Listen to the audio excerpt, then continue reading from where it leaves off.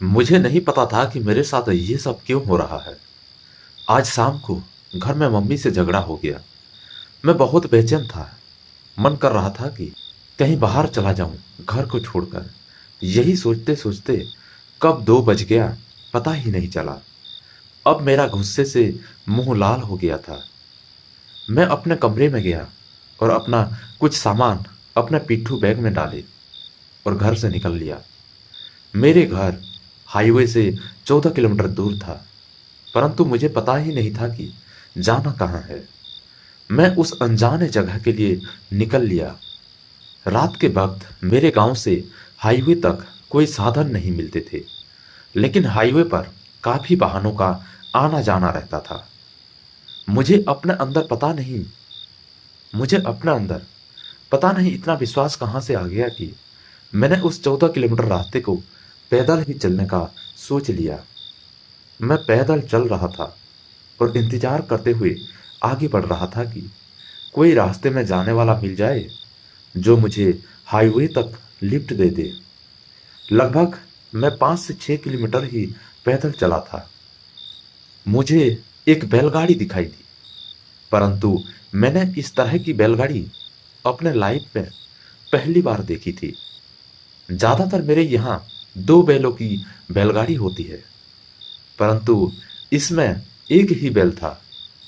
मैं चकित था। बैलगाड़ी मेरी तरफ बहुत ही धीमी गति से बढ़ रही थी। मैं खुश था कि कोई तो मिल गया मुझे जो हाईवे तक ड्रॉप कर देगा। तभी बैलगाड़ी मेरे पास आ पहुंची थी, लेकिन उस एक बैल की बैलगाड़ी में 18 से 20 आदमी बैठे थे, जो वाकई में चौंकाने वाली बात थी। लेकिन मुझे उससे कुछ ज़्यादा फर्क नहीं पड़ा, क्योंकि मैं जाने के जल्दी में था। मैंने उनसे बोला, भैया, मुझे हाईवे तक छोड़ देंगे क्या? परंतु उनमें से किसी ने मुझे जवाब नहीं दिया। मुझे लगा शायद उन्होंने सुन नहीं पाया।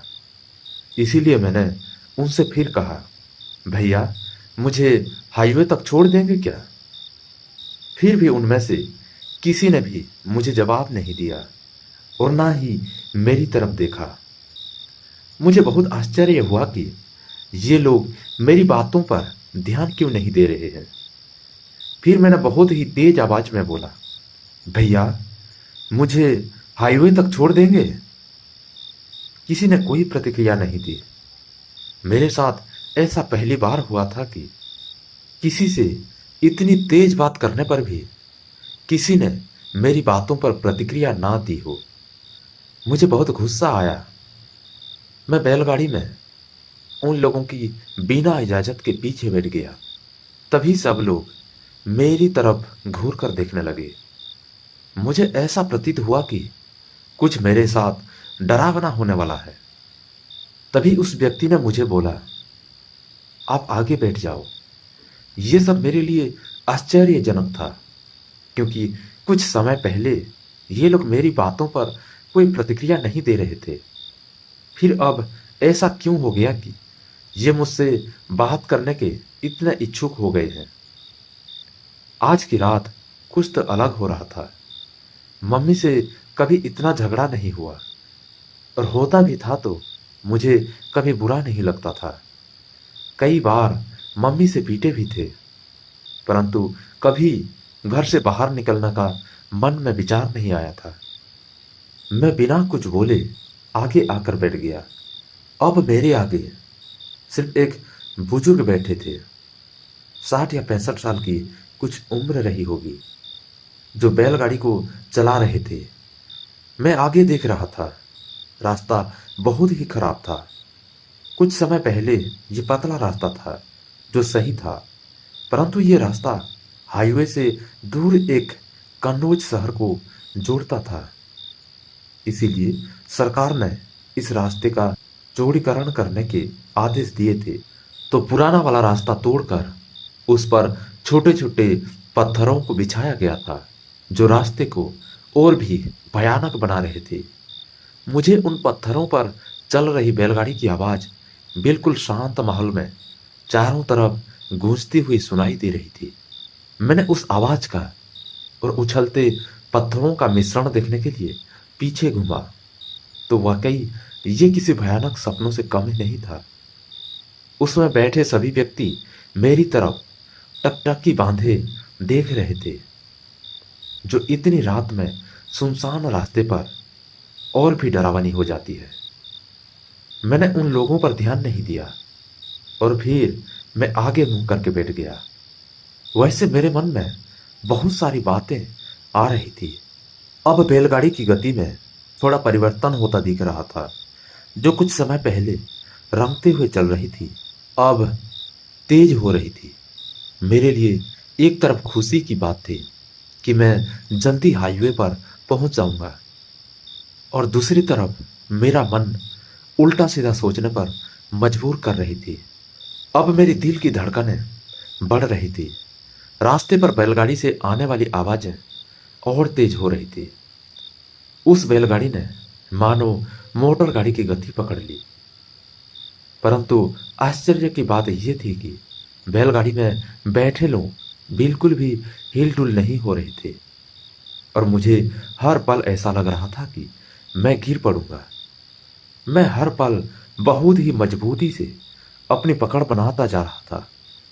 बैलगाड़ी कुछ 1 या 1.5 किलोमीटर चली ही होगी कि वो हाईवे वाले रास्ते से नीचे खेतों में मुड़ने लगी।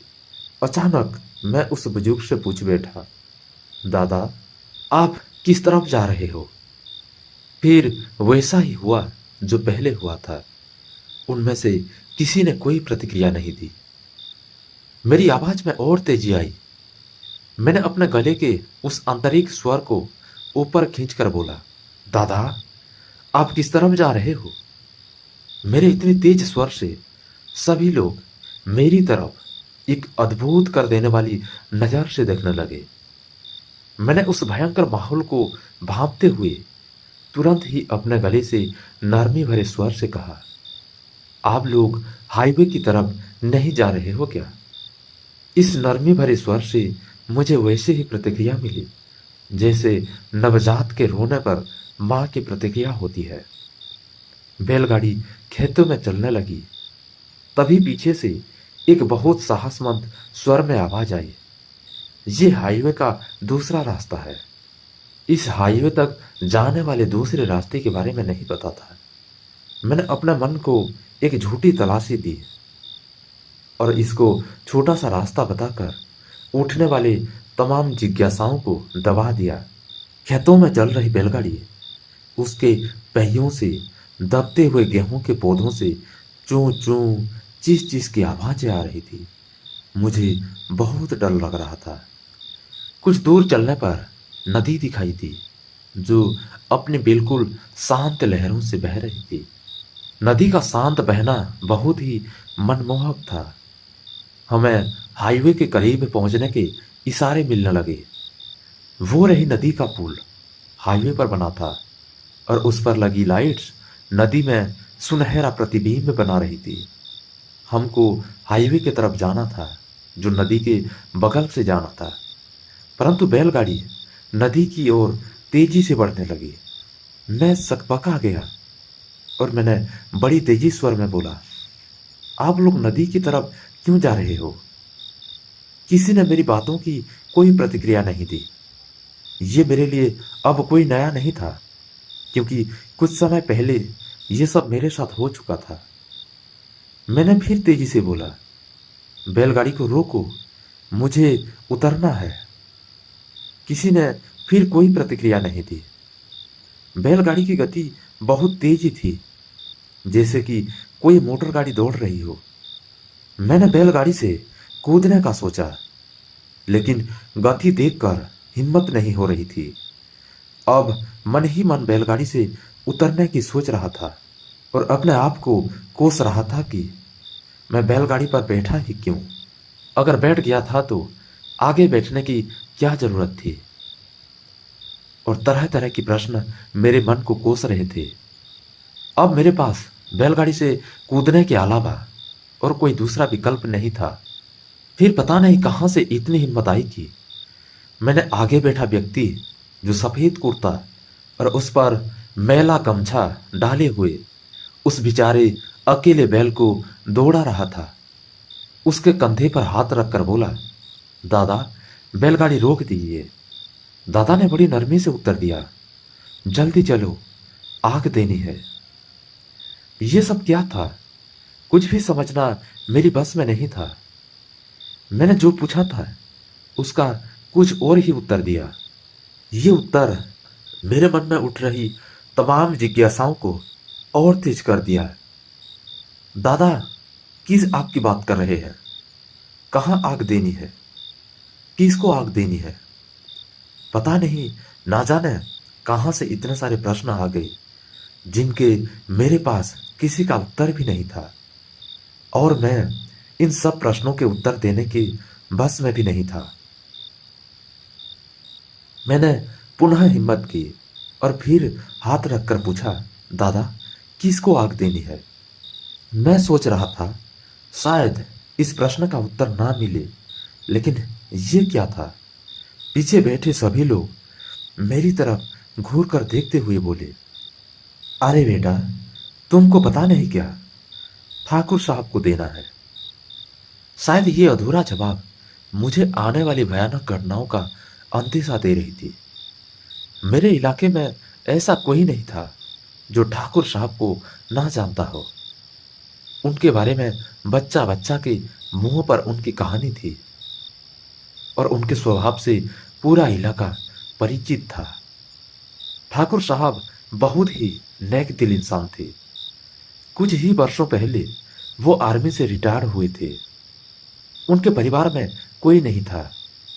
वो गांव के विकास के बारे में हमेशा सजग रहते थे, परंतु मेरे घर वालों से उनकी तनिक ना बनती थी। वो हमेशा हमारे दादाजी की आलोचना करते रहते थे कि गांव के प्रधान होकर गांव के बारे में कुछ नहीं सोचते, और भी बहुत कुछ। यही वजह थी कि दादाजी और उनकी बहुत खटकती रहती थी। परंतु मेरा उनके प्रति और उनका मेरे प्रति अलग ही स्वभाव था।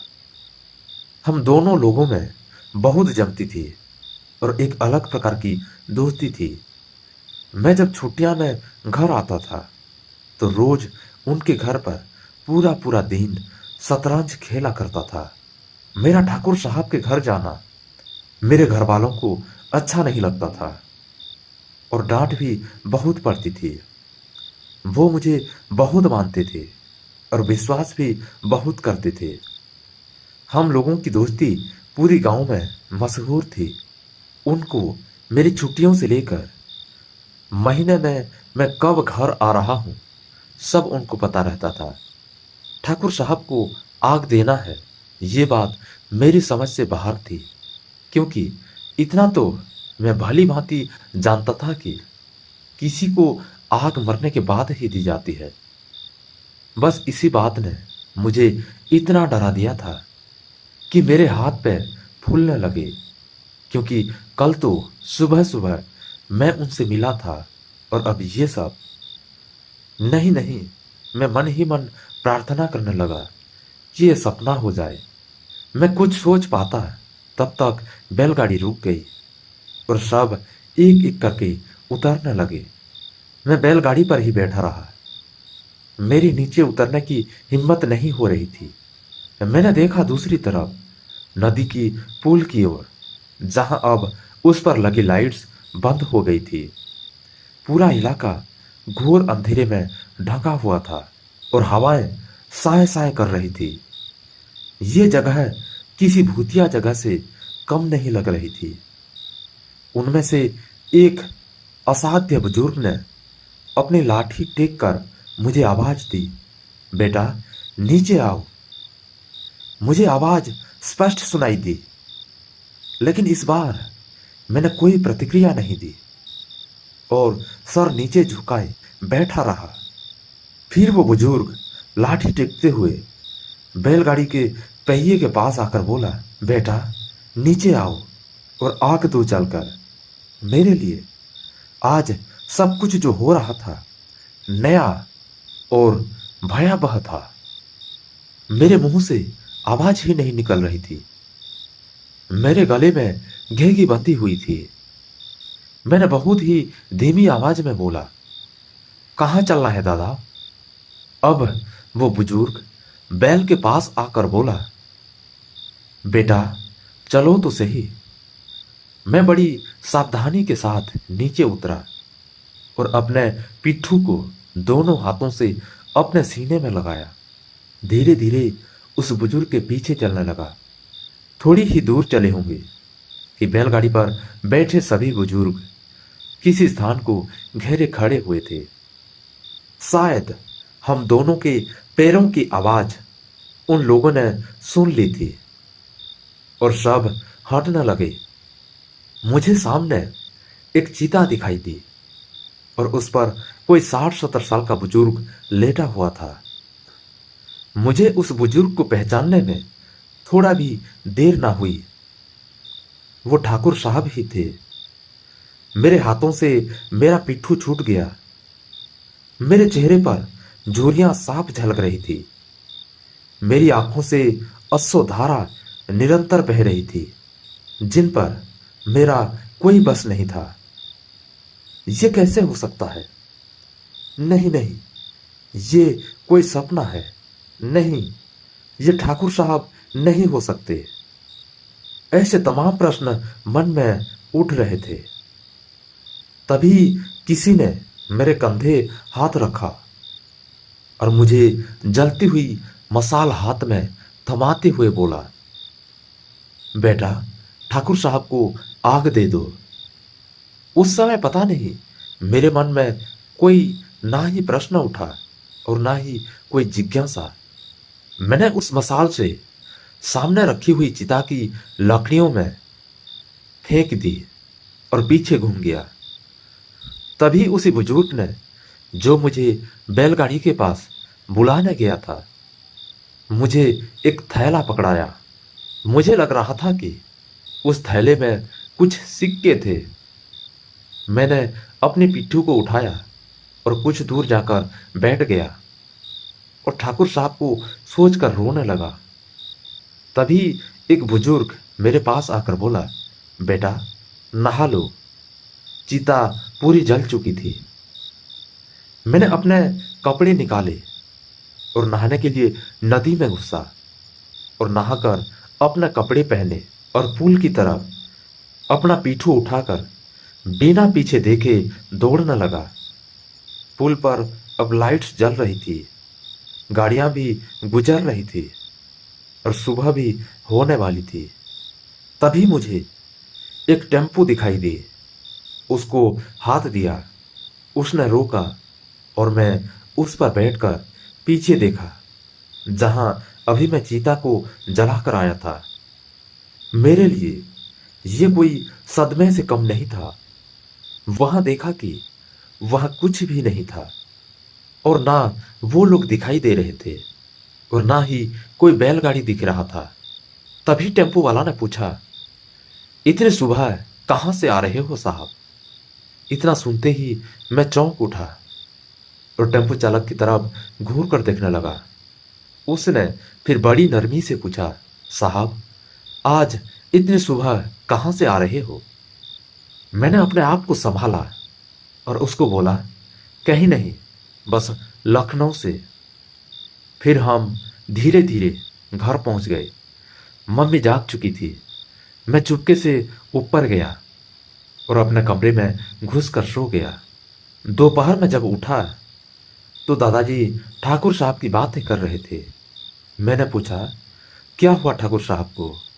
तभी दादा ने बताया कि रात को हाईवे पर बनी पुल पर ठाकुर साहब का गाड़ी के साथ दुर्घटना हो गई और गाड़ी मिल गई, लेकिन लाश नहीं मिली।